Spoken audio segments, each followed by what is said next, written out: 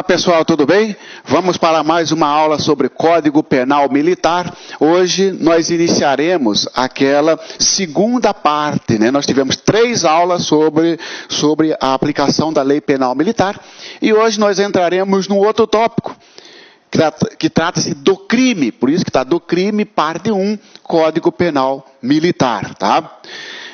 Dentro dessas aulas que refere-se ao que o Código Penal Militar denomina-se de, abre aspas, do crime, fecha aspas, nós veremos os seguintes assuntos: relação de causalidade, crime consumado, crime tentado, desistência voluntária, arrependimento eficaz, crime impossível e crime doloso e culposo.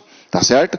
Provavelmente o crime doloso e culposo já vai ficar para uma próxima aula, mas dentro desse assunto do crime, são esses aqui que nós veremos. No final, você vai ter que saber a diferença de cada um, tá?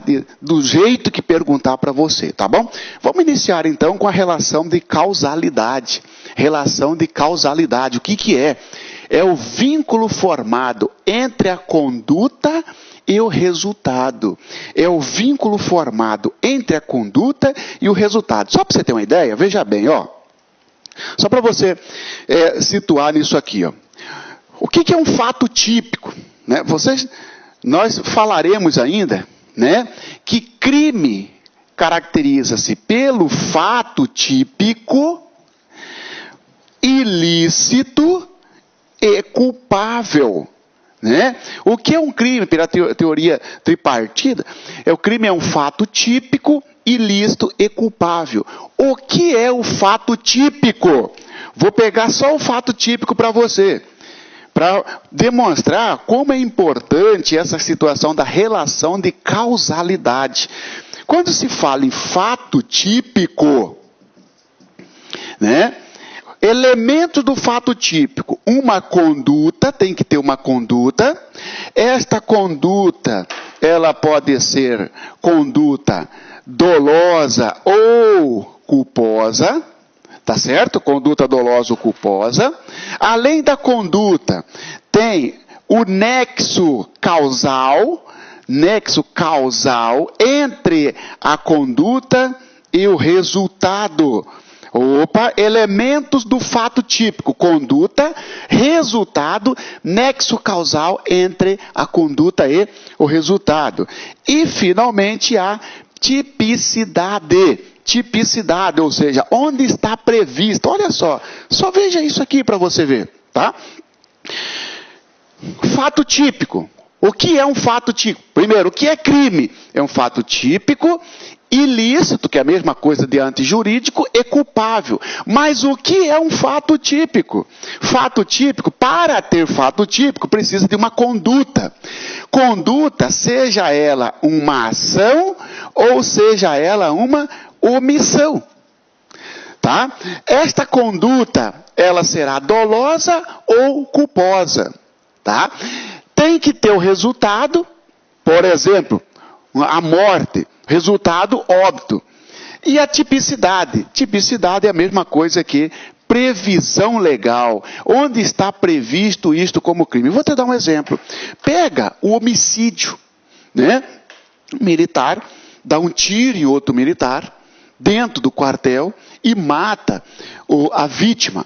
Ele teve conduta? Sim. Como que foi esse tiro? Ele foi desmuniciar a pistola, não prestou atenção, o tiro bateu no piso, resbalou e matou o colega.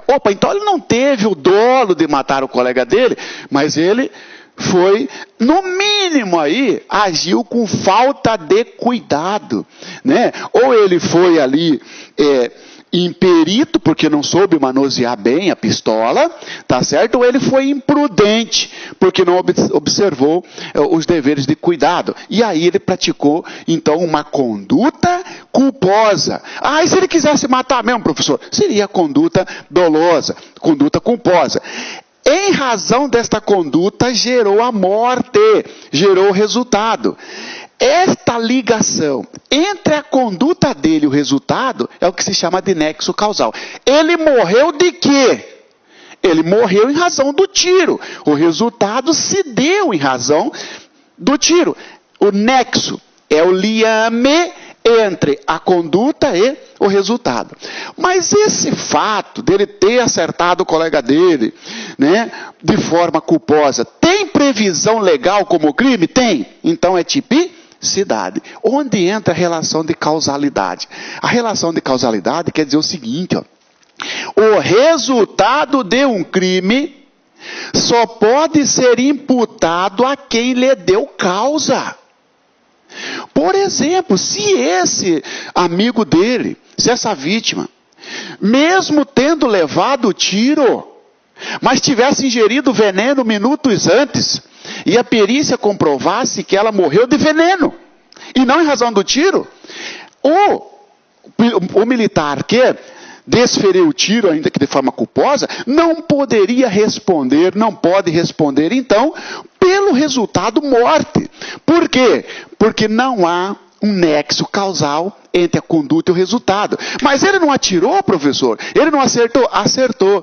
Mas nós veremos a seguir que quando se fala em relação de causalidade, você vai descobrir a causa do resultado. Qual é a causa do resultado? A causa do resultado foi o envenenamento. Então não foi o tiro? Não foi o tiro. É esse assunto que nós vamos estudar, tá certo? Para demonstrar para você a importância disso, tá?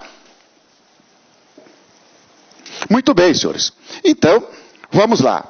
Relação de causalidade é o vínculo formado entre a conduta e o resultado. A conduta, o resultado foi causado pela ação dele? Sim. Então tem relação de causalidade, tá certo? Artigo 29 diz assim, ó, o resultado de que depende a existência do crime somente é imputável a quem lhe deu causa. Somente é imputável, somente é atribuído a quem deu causa. Ora, se, determinada pessoa dá um tiro em alguém, tá? Esse alguém morre. A perícia comprova que a morte foi causada por trauma, em razão dos disparos, então vai ser imputado a ele este resultado, crime consumado. O resultado de que depende a existência do crime somente é imputável, somente é atribuível a quem lhe deu causa. E o que é causa? Considera-se causa a ação ou omissão, sem a qual o resultado não teria ocorrido. Ora, o sujeito que dá um tiro no outro, querendo matar mesmo, planejou, foi lá, comprou a arma, preparou, fez a emboscada, atirou. O sujeito veio a óbito, só que vem a perícia e comprova que a morte não se deu em razão do tiro. Se deu em razão de envenenamento. Ele tinha bebido veneno antes para suicidar.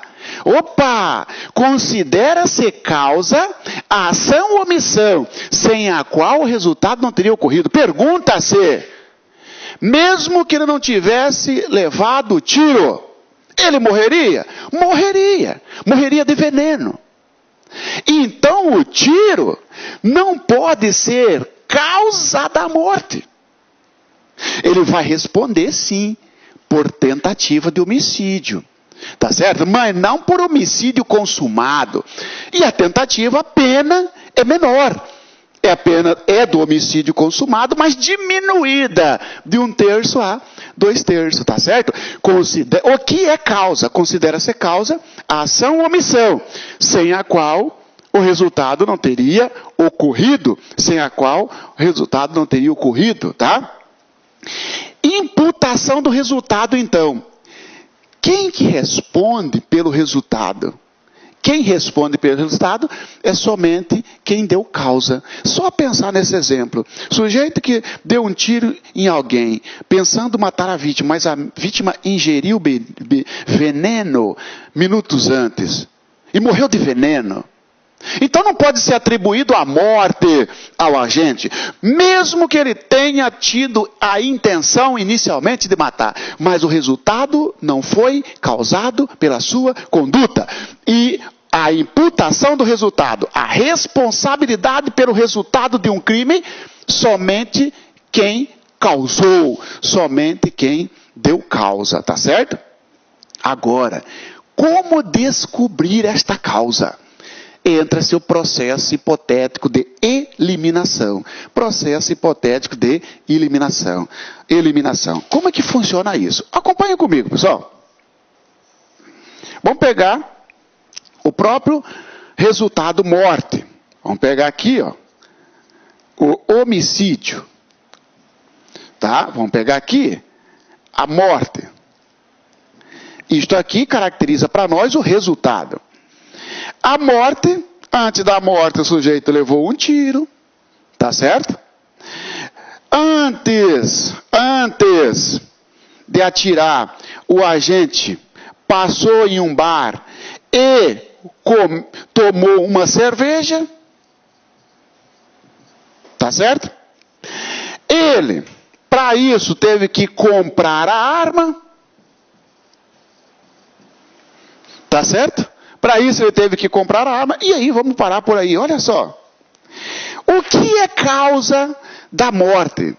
Para descobrir o que é causa, né, criou-se na doutrina um procedimento chamado procedimento hipotético de eliminação dos eventos, para verificar quem é o responsável pelo resultado, porque a imputação só responde pelo resultado quem foi a causa. Vamos imaginar o seguinte: o tiro foi a causa da morte? Foi.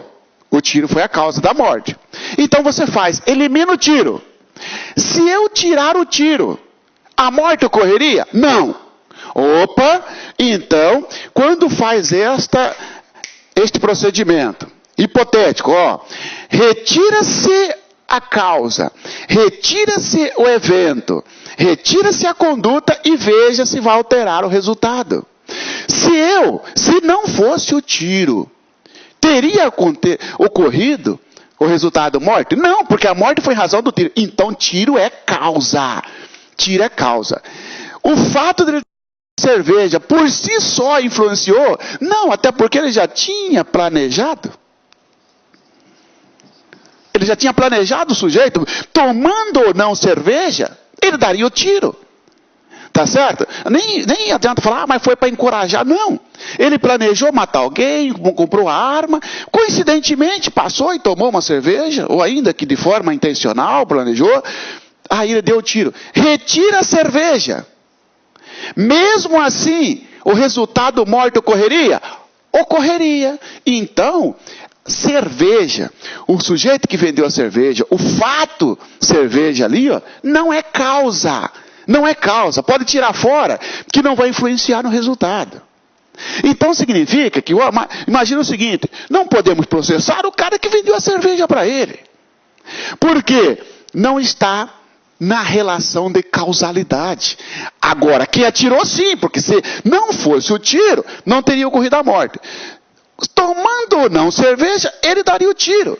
Tomando ou não cerveja, ocorreria a morte. Então, para nós para fins de causa, isso aqui é irrelevante. Compra da arma. Opa, a compra da arma já é interessante. Se não tivesse o vendedor, interessante para verificar. E aí, vai processar o vendedor também? O empresário lá, que vendeu a arma? Opa, vamos ver se é causa. Retira-se a arma. Teria ocorrido a morte? Não. Porque se não tivesse a arma, ele não teria dado o tiro, pelo menos naquela circunstância. Nós estamos trabalhando com aquele fato específico. Né? Não teria dado o tiro, que não teria ocorrido a morte. Então, o processo hipotético de eliminação acaba jogando isso aqui também como causa. E isso traz uma consequência para nós do penal. Porque teria que processar, então, quem vendeu a arma.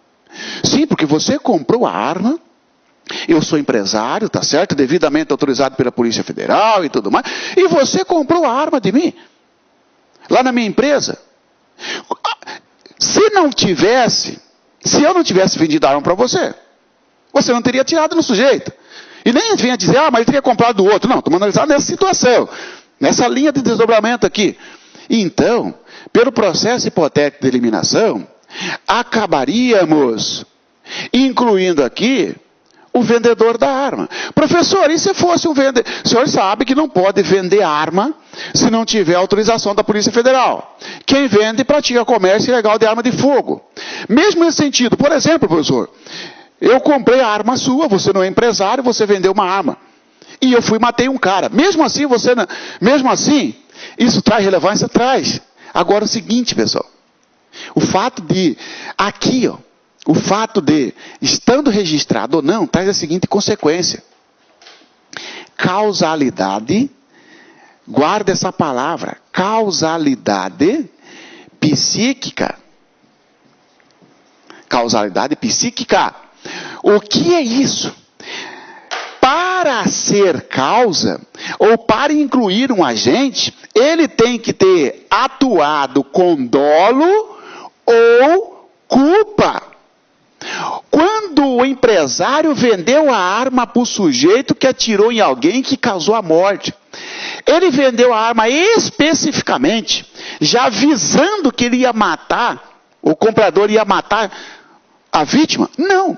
Então não tem causalidade psíquica, não tem dolo. Então, quando não existir a causalidade psíquica... Olá, meus amigos, minhas amigas, sou o professor Luiz Antônio de Carvalho e com muito prazer, muita satisfação, estou aqui para fazer um convite muito especial para você que está se preparando, que está estudando para o concurso da Polícia Militar do Estado de Minas Gerais 2018, claro, para o cargo de soldado combatente. Nós aqui da Lá Concursos, nós preparamos um curso super atualizado, super competitivo, ponto a ponto do edital, por apenas 10 parcelas de R$ 35.